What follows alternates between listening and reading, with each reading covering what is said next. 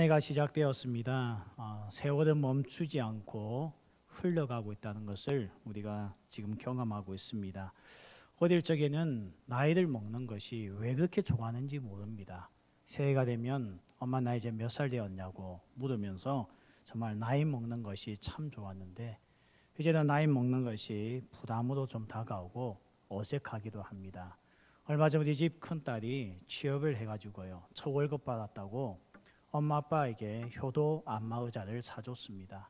매일 저녁마다 그 효도 의자에 앉아서 안마를 받고 있으면 얼마나 좋은지 모릅니다. 근데 어떤 느낌이 드는가 하면요, 제가 벌써 효도 안마 의자를 받아야 될 나이가 되었나 이렇게 생각하면 참 그 느낌이 또 어색하게 느껴지고 있다는 겁니다. 세월은 그냥 흘러가는 것이 아닙니다. 많은 것을 바꾸어 놓습니다. 피부 색깔도 바꾸어 놓고요, 건강도 바꾸고 외모도 바꾸어 놓습니다. 그래서 어느 교회 가든지 변하지 않는 얼굴이 있는데 교회 묘람에 있는 사진입니다. 40대 사진이 절대 변하지 않습니다. 바꾸겠다고 내놓아라 해도 내주지를 않습니다. 그만큼 이 과거의 얼굴, 그래도 피부가 좋고 어디에 내놓기에 좋았던 그 얼굴이 지금과 비교했을 때 너무나 차이가 나니까요. 이 세월이 흘러가는 것이 그렇게 썩 반갑지는 않다는 것입니다. 어쨌든 세월은 모든 것을 바꾸어 놓습니다. 세월은 우리에게 끼치는 영향력이 단순한 시간적 흐름이 아닌 우리 삶의 변화를 가져다 준다는 것입니다. 오늘 우리가 읽었던 이 본문에도 3절에 이렇게 시작하죠. 세월이 지난 후에. 세월이 지나고 났을 때에 이 가인과 아벨 나이가 어떻게 되는지 우리가 알 수는 없지만 꽤 많은 시간이 흘렀던 것 같습니다. 이제는 부모에게 의존하지 아니하고 두 사람이 예배를 드린 것을 볼 때에 각자의 제사를 드린 것을 볼 때에 이제 충분히 성숙한 자, 장성한 자가 되었다는 것을 알 수가 있습니다. 세월이 지난 후에 여기에 나오는 가인과 아벨, 그들은 이전의 모습은 아니었다는 것입니다. 특별히 우리는 오늘 가인이 세월이 지난 후에 어떤 사람으로 바뀌었는지, 변했는지 그것을 우리가 살펴보면서 우리 자신에게 적용하는 그런 시간을 가지고자 합니다. 먼저 세월이 지난 후에 가인은 어떤 사람이 되었습니까? 오늘 말씀해 보니 세월이 지난 후에 가인은 예배가 무너진 사람이 되었다는 것입니다. 오늘 가인과 아벨이 하나님 앞에 나와 제물을 바치며 예배하였습니다.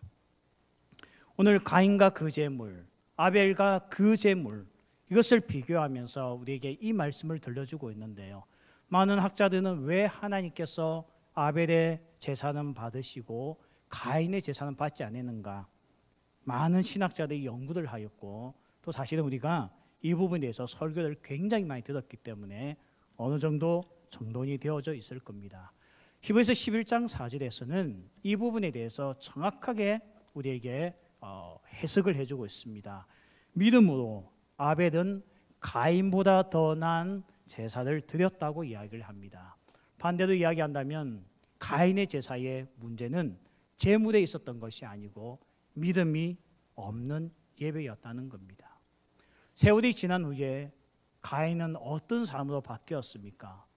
믿음 없는 예배자가 되었다는 겁니다. 예배가 완전히 무너졌던 인물로서 성경이 우리에게 소개해주고 있다는 것입니다. 세월이 흘러간다 하여서 우리의 믿음이 자라는 거 아닙니다. 세월이 흘러간다 하여서 참된 예배자가 되는 거 아닙니다. 세월이 흘러갔는데 도리어 예배가 무너지고 믿음이 없는 그런 형식적인 예배에 빠질 수도 있다는 것을 우리에게 경고하고 있는 말씀입니다. 예수님은 그 시대에 공업과 무역으로 번창하였던 4대 교회를 향하여서 이렇게 말씀했습니다. 이름은 가졌으나 실상은 죽은 교회로서 진단하였습니다. 이름뿐이었습니다. 이름만 볼 때는 교회고 겉으로 볼 때는 교회였지만 실상은 이미 죽어버린 교회, 아무런 힘도 없고 아무런 영향력도 없고 생동감도 없는 교회, 그 교회가 4대 교회였고요. 처음부터 있는 교회는 아니었겠죠. 그러나 세월이 흘러가면서 4대 교회는 이름뿐인 실상은 죽은 교회가 되었다는 것입니다. 오늘 이 말씀 우리가 묵상하고 우리에게 적용해 본다면요, 세월은 흘러갑니다. 막을 수가 없습니다. 한 해 한 해 흘러가는 건 어떻게 우리가 제지할 수 없습니다.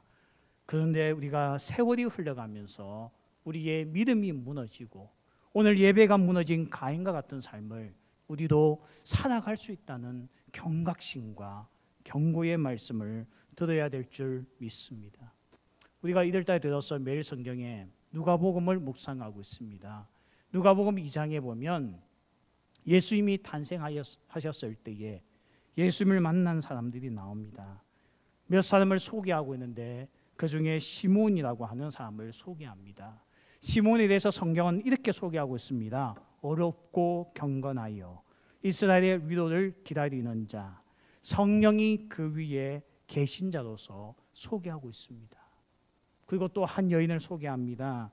84세의 안나라는 여인을 소개하고 있습니다. 평생을 과부였다고 이야기를 합니다. 과부로서 얼마나 힘든 시간을 보내었겠습니까? 그러나 성경은 성전을 떠나지 않고 주야로 금식하며 기도함으로써 섬긴 여인으로서 소개합니다. 누가복음 2장에 보면 이와 같이 나이가 많이 들었던 선지자 2명을 소개하고 있지만 이들은 나이가 들어도 그들의 영성이 무너지지 아니하였고 믿음이 도태되지 아니하고 더욱더 예수님을 사모하고 기다리는 사람들로서 누가복음 2장에서 소개하고 있다는 것입니다. 세월은 흘러갑니다. 우리는 어떤 삶이 되어져 가고 있습니까? 이미 예배가 형식적으로 빠지고 있고 예배에 감동도 없고 이제 신앙생활이 우리에게 하나의 체질화되었어, 형식화되었어. 너무나 믿음이 없는 가운데 오늘 이 신앙을 끌고 나가고 있지 아니한지 우리 자신을 돌아봐야 합니다. 2021년 한 해가 지나갔다는 것이, 새로운 한 해가 왔다는 것이 중요한 것이 아니고 이 새해를 맞이하여서 우리의 믿음이 더욱더 커져가고 깊어가고 살아있는 예배자가 되는 것, 이게 우리가 추구해야 될 한 해의 삶인 줄 믿습니다. 서대 가면 꽃동산 교회라고 있습니다. 주일학교 사역으로서 굉장히 유명한 교회죠. 이 교회가 주일학교에서 굉장히 크게 부흥할 때에 정말 그 곁에서 보이지 않는 영역에서 큰 역할을 하신 분이 변규정 목사님이십니다. 소아마비를 앓고 있던 목사님이셨는데요. 이분이 주일학교 사역에 그 교회를 세우는데 사실은 평생 부목사 하시다가 57세에 세상을 떠났는데요. 평생 부목사 하면서도 이 주일학교를 키우는데 헌신했던 분입니다. 제가 개인적으로 굉장히 존경하여서 우리 청년부 수련회 때에 강사서 초빙하기 위해서 전화를 드렸는데 저보고 하시는 말씀이 몸이 많이 안 좋다는 겁니다. 그래서 어디가 저렇게 안 좋으신가 했는데 어느 날 주변 사람들로부터 들어보니 대장암으로 말미암아 더 이상 사역을 할 수 없는 상황까지 왔다는 겁니다. 교회가 목사님에게 안식년을 주면서 이제 몸을 좀 챙겼으면 좋겠다 하였지만 변 목사님은요, 이제 내가 살아봤자 얼마나 살겠는가 하면서 교회에 부탁한 소원이 있었습니다. 그것은 마음껏 기도하고 마음껏 찬양하고 마음껏 예배하다가 주님 품에 안기는 것이 소원이라고 그렇게 교회에 이야기하고 제 같은 후배들에게도 그런 말씀을 하셨습니다.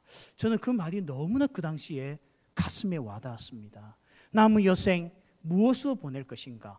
마음껏 예배하고 마음껏 기도하고 마음껏 하나님을 찬양하겠다는 이 변 목사님의 그 도전의 모습은 어린 저에게 굉장한 도전을 주었다는 것입니다. 세월은 지나갑니다. 어느 누구도 막을 수는 없습니다. 그러나 세월이 지나간 것이 중요한 것이 아니고 세월이 지난 후에 우리의 예배는 무너져 있고 우리의 믿음은 바닥을 치고 있다고 한다면 이것은 가인의 삶밖에 되지 않는다는 것입니다. 오늘 우리가 있는 말씀을 들으면서 우리 안에 기도 제목 삼길 바랍니다. 하나님, 새해에는 믿음이 무너지는 것이 아니고 견고한 믿음을 가지게 하시고 참된 예배자가 되게 하여 주옵소서. 두 번째, 오늘 우리가 살펴볼 것은요, 세월이 지난 후에 가인은 어떤 사람이 되었습니까? 첫 번째는 예배가 무너진 사람이요, 믿음이 무너진 사람이었다고 한다면, 두 번째 가인은 어떤 사람이 되었는가 하면 분노의 사람이 되었습니다. 가인은 하나님께로부터 예배가 거부당하자 몹시 분하여 안색이 바뀌었다고 말씀하고 있습니다. 그는 이 분노하면서 안색이 바뀐 가운데 있자 하나님께서 즉각적으로 이 가인을 찾아오셨습니다. 7절 말씀이죠. 내가 선을 행하면 어찌 낯을 들지 못하겠느냐. 선을 행하지 아니하면 죄가 문에 엎드려 있느니라. 죄가 너를 원하나 너는 죄를 다스릴지니라. 하나님께서 이 분노하고 있는 가인에게 하신 말씀이 뭡니까? 분노를 다스리라는 겁니다. 하나님께서 이렇게 찾아와서 말씀하셨음에도 불구하고 이런 말씀을 들었다면 가인은 분노를 멈춰야 합니다. 그런데 어떻게 합니까? 분노를 다스린 것이 아니고 이 분노를 가지고 동생 아벨을 데리고 들에 나아가 그를 죽이게 되었다는 말씀이 우리가 오늘 읽었던 본문의 말씀입니다. 가인은요, 분노의 사람이 되었습니다. 세월이 흘러간 이후에 그의 삶은 더 고귀한 인격을 가진 자가 아닌 분노의 사람으로서 전락하고 말았다는 것입니다. 분노한 삶의 특징이 있죠. 모든 문제는 자기에게 있는 것이 아니고 남에게 있을 때 그런 사람은 분노의 사람이 될 수밖에 없습니다. 이렇게 분노 가운데 동생을 죽였을 때에 하나님께서 또 가인을 찾아오십니다. 그때 이렇게 하나님께서 내 아벨이 어디 있느냐, 너가 무엇을 하였느냐 물었을 때에 그가 뭐라고 대답합니까? 내가 아우를 지키는 자입니까? 하나님께서 가인에게 맡기신 사명은 동생을 지키는 겁니다. 형제를 지키는 것이 가인이 해야 될 삶이었습니다. 그러나 그는 내가 왜 아우를 지키는 자가 되어야 되느냐 하면서 도리어 하나님 앞에 공격했다는 것입니다. 오늘 이와 같이 가인은요, 분노를 해결하지 못하고 분노의 사람으로서 모든 문제를 바라보고 있었다는 것입니다. 베드로후서를 묵상하면서요,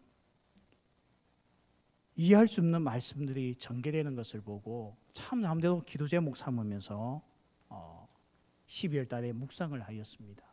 베드로후서는 어떻게 주어진 성경입니까? 그 당시에 밖으로는 엄청난 교회를 향한 핍박이 있었고 안으로는 이 거짓 선지자들이 예수님은 절대 재림하지 않는다라는 것을 비롯한 거짓된 복음을 가르치면서 그 시대의 교회는 안팎으로서 너무나 어려운 위기 가운데 있었습니다. 이를 위하여 사도 베드로는 이 편지를 교회들에게 보내면서 이 교회가 복음을 지키며 견고한 믿음을 가지라고 동기부여하고 있는 말씀이 베드로후서입니다. 교회에게는 두 가지 사명이 있죠. 하나는 전하는 것입니다. 복음을 전하는 겁니다. 그런데 교회는 또 하나의 사명이 있습니다. 뭔가 하면 지키는 것입니다. 이 두 가지가 다 있을 때 교회는 건강한 교회입니다. 어떻게 보면 교회가 전도 많이 하자고 전하는 것에만 포인트를 두면서 지키지 않는다면 그 교회도 문제가 있는 교회입니다. 베드로는요, 이 두 가지를 다 요구합니다. 전하는 것만 끝나는 것이 아니고 지키기를 원합니다. 그래서 거짓 선지자들의 복음으로부터 교회를 지키기를 원합니다. 그런데 여러분, 지키는 사람들의 넘어가기 쉬운 문제가 뭡니까? 지키다 보면 분노에 빠질 때가 있습니다. 지키려고 애쓰다 보면 공격하는 자를 향한 분노가 우리 안에 살았어. 가인과 같은 살인을 우리 안에서도 얼마든지 할 수가 있다는 것입니다. 그래서 그런지 베드로후서에서는 전개가 어떻게 되는가 하면 1장에 보면 2장에 보면 거짓 선지자가 누군가를 설명하면서 3장에서는 지키라고 이야기를 하는데 1장에서는 지키기 전에 먼저 해야 할 것을 우리에게 요구하고 있는데 그 말씀이 뜻밖에도 신의 성품을 가지라고 말씀합니다. 신의 성품을 가지지 아니하면 지킬 수가 없다는 거예요. 그러면서 신의 성품에 대해서 이렇게 말씀하고 있죠. 베드로후서 1장 5절 7절 보면 이런 말씀이 나옵니다. 그러므로 너희가 더욱 힘써 너희 믿음의 덕을, 덕의 지식을, 지식의 절제들, 절제의 인내들, 인내의 경건을, 경건의 형제우애들, 형제우애의 사랑을 더하라는 것입니다. 형제우애와 사랑이 더해질 때에 이 신의 성품을 가진 자, 하나님의 성품을 가진 자만이 교회를 지킬 수 있다고 말씀하고 있습니다. 여기 비해서 가인은 어떤 삶이었습니까? 신의 성품, 하나님의 성품으로서 형제 우애와 사랑을 더한 사람이 아닌 덧셈의 인생이 아닌 뺄셈의 삶을 살면서 그는 분노로서 살았다고 말씀하고 있습니다. 한국교회 130여 년 전에 선교사님들로 인해서 믿음의 씨가 떨어져 태생한 한국교회입니다. 얼마나 복된 교회입니까? 130년이 흘러가면서 이 믿음의 씨에서 시작했다면 이제 우리는 형제 우애와 사랑을 더할 수 있는 교회가 되어야 됩니다. 그런데 오늘 우리의 현주소는 어떠한지 우리 자신을 돌아봐야 합니다. 혹시 지킨다고 하면서 분노의 삶이 되지 않았습니까? 진리를 지키고 교회가 지켜야 된다는 것을 사회를 향하여 외치면서 우리가 분노의 삶으로서 변모하고 있지 않는지 우리 자신을 점검해 보아야 한다는 것입니다. 아벨을 보십시오. 아벨이 형에 의해서 죽임을 당했습니다. 오늘 말씀이 어떻게 이야기합니까? 땅에서 아우의 피소리가 호소한다고 이야기합니다. 아벨은 죽어서 말한 사람이었습니다. 그의 피가 땅에 떨어져서 그는 하나님 앞에 구하는 자가 되었습니다. 무엇을 하나님 앞에 호소했겠습니까? 저는 어릴 때 그렇게 생각했습니다. 아벨이 죽으면서 이렇게 호소했겠구나. 억울합니다. 복수해 주세요. 원한을 갚아주십시오. 그렇게 이야기했을 거라고 저는 추측했습니다. 근데 그 이후의 말씀에 보면 하나님이 가인을 만났을 때 가인을 죽이기보다 보호하셨습니다. 왜 하나님은 가인을 보호하셨습니까? 왜 가인을 보호하셨습니까? 정말 아벨의 이 호소가 억울함을 갚아달라고 한다면 하나님께서 그 호소를 들었다고 한다면 가인을 죽여야죠. 근데 하나님은 가인을 보호하십니다. 왜 보호하시겠습니까? 그것은 아벨의 피의 호소 때문입니다. 그 호소가 뭐겠습니까? 가인을 살려달라는 것입니다. 은혜를 베풀어 달라는 것입니다. 그래서 하나님께서 어떻게 합니까? 가인을 죽이기보다 그를 살인자들로부터 폭력 사회로부터 가인을 도리어 보호하십니다. 아벨은요, 세월이 흘러갔을 때에 세월이 지난 후에 아벨은 형제 우애와 사랑을 더하는 자가 된 반면에 가인은 분노의 사람이 되었다고 말씀하고 있습니다. 이번 주 내내 뉴스를 볼 때마다 빠지지 않는 사건이 하나 있었죠. 정인이라고 하는 아이의 사건입니다. 16개월밖에 되지 않은 아이가 부모의 학대 때문에 죽임을 당하고 오늘 첫 재판이 있었던 날이죠. 검사가 살인죄에 해당한 처벌을 해야 된다고 호소한 가운데 있고 많은 사람들이 청원하고 있습니다. 사형시키라고. 그만큼 온 국민을 분노케 했던 정인이 사건. 그런데 이 사건이 왜 우리에게 아픔으로 다가옵니까? 이 정인이 하는 양부모는 포항에 있는 기독교 대학을 나온 사람들입니다. 그리고 거기에서 상담을 전공했고요. 기독교 TV 방송국에서 일을 하고 있는 사람이었습니다. 그리고 이 부모들의 이 양가 부모들이 어떤 분인가 보았더니 포항에서 목회하고 있고 아내는 부모님이 안동에서 목회하고 있는 양가 집안이 다 목회자 집안입니다. 이 정도의 사람이면 신앙에 있어서는 철저하게 훈련받았을 거 아니겠습니까? 이보다 더 좋은 신앙 환경이 어디 있겠습니까? 양가 부모가 목회자요, 기독교 학교를 대학을 나왔으며 거기서 얼마나 철저하게 말씀과 기독교 세계관에 대한 훈련을 받았겠습니까? 그러나 그들이 보여준 모습은 우리나라 모든 국민을 분노케 하는 일이었습니다. 우리를 끔찍하게 충격받게 한 일이었습니다. 아는 것과 사는 것이 달랐던 사람들입니다.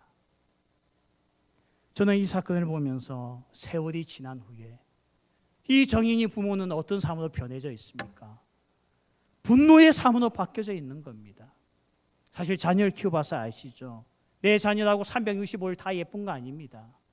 어떤 애는 잠을 자지 않고 보챌 때는 내 자식이지만 싫을 때도 있습니다.